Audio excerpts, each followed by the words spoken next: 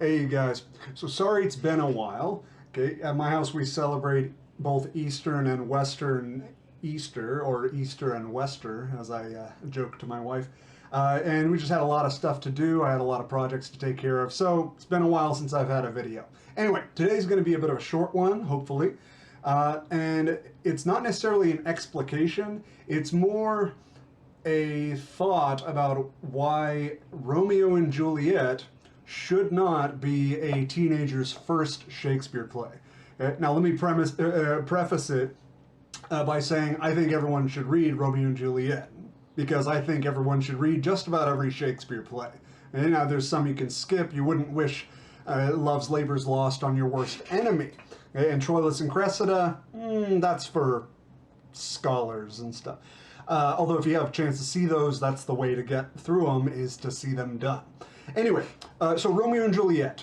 It's so much a cliche to have read it that we unfortunately, and this is what we do with great books, we're just like, oh yeah, that one. Okay, well that one often blocks us from seeing how amazing the book really is. Now, the reason I don't like this in California being the first Shakespeare play that freshmen often read.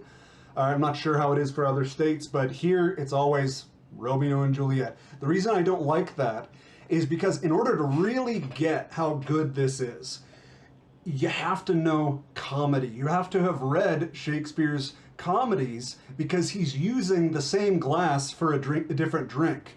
And as with certain drinks, if you don't know if you don't know how to enjoy it, it's going to be wasted. You're going to be like, this scotch tastes terrible. When someone who knows a little bit more about scotch and has had a few good ones, a couple bad ones, might be able to tell you, oh, there's actually a lot to this. All right, this is similar to everything. Everything that we learn and stuff. The more you know about something, the more you'll see in it. Anyway, so written probably 1595 or 6, right around the same period that he was finishing up with Midsummer Night's Dream and transitioning from mostly comedies to his more serious topics of the histories. It's kind of right between, or right around Midsummer and Richard II, arguably. And he uses a lot of the things that are on his mind, especially for Midsummer's. It's based on the same Pyramus and Thisbe story as Midsummer's. I mean, he just uses, and this is one of the great things about Shakespeare, is that he can take stories and plots that we knew and breathe new life to them. Now, this was not strange at the time. I mean, some people nowadays, because we have such a paradigm of, originality, we'll be like, hey, Shakespeare stole all of his plots except for The Tempest, the only original one he wrote. Yeah, that was the norm at the time, and that shows how great he is, because he's able to take something that's dead and that we already know and breathe new life into it. And this one, I mean, ironically, a tragedy. Okay, it's the loss of life. But let's think about the things in Romeo and Juliet. And this is similar to my Othello video about looking at the comedy at the beginning, and then it turns into a tragedy. It starts terrible, all right? The two families fighting. It's about love. It's about how stupid love makes us look. All right, right when, I mean, the most accurate presentation of Romeo was actually, I think, or that I've seen, I'm tempted to say it was the Reduced Shakespeare Company, and because it's an absolute parody of him. Because arguably Romeo himself, it was a parody. I don't know. You might not want to push that too far. At least at the beginning, it's like, oh brother, here's a kid who's been rejected and he's sad.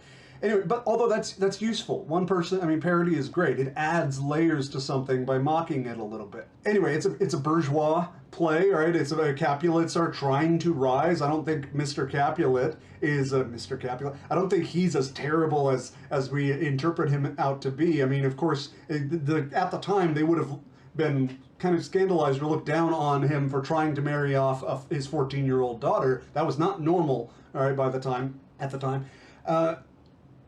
And so, of course, yeah, there's that, but he's trying to establish a better life for his grandkids. If Juliet marries Paris, then the kids will inherit his title. All right, that's not a terrible thing to want to do for your family. And so it's a play in the context of social mobility. The plot involves and is moved by a lot of accidents. Okay? Now, in a comedy like the later Much Ado About Nothing, accidents bring us right up to things getting solved and then take us away. It's kind of a roller coaster of tension. But here, it adds suspense. It's like, oh, we all know the whole thing. I mean, if the servant who can't read of Capulet's didn't, hey, the first guy he meets to ask him to read, hey, could you read this for me? And it's the invitation to the Capulet party. Romeo wouldn't have known about it. Of course, there's the letter not getting to Romeo telling about Friar Lawrence's plan. There's just a lot of accidents. That's usually something reserved for the comedies. People show up at different times and things could have gone completely the other way. Now, I mean, it looks like a comedy up until, spoiler alert, Shakespeare does the unthinkable for a comedy. He kills the clown, Mercutio. Now, that's a huge genre shift, because, wait a minute, you're watching a comedy and then the clown dies. Wait a minute, did Netflix put this under the wrong genre? So that's a big shift in what he's doing in this play. And then there's also the issue that when Romeo has his anagnorisis, his realization moment, it's not a huge, big, tragic, thing. He says, I am fortune's fool. That's not a huge revelation, all right? It's still kind of within the bounds of what a comedy would do, where you're in kind of the hands of fateful accidents and stuff. So in a lot of ways, this has the framework of a comedy. It's very short. It's one of the only plays that you could track the days. It's in a few days of action, all right? And but it's, I mean, it is of course one of his greatest tragedies, partly because of all those things. However, most freshmen, at least in California, most freshmen, 14-year-olds, they don't know what they're looking at when they read this. So all they have is the surface level, like, oh yeah, it's Romeo and Juliet. Oh yeah, he's in love and all that stuff.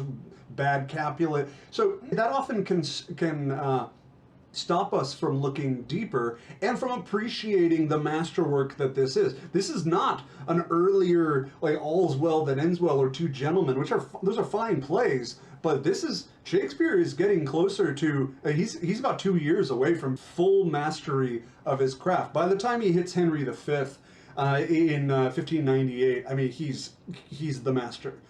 And so this is closer to that than to his earlier, like his Henry VI ones that are all physical and stuff. And this is not a physical comedy. There's a lot to this.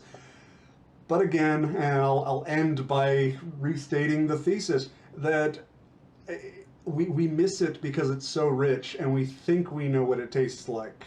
And that stops us from really taking the time and looking into it. That's why since freshman year of college, since I reread it for myself, I've told young people I was a young person then, but I've told young people to reread it when they're an adult and pretend like they know nothing about the play. A lot of times that can help us understand the plays more and see more when we get past our preconceived notions of it. That applies to just about every book too.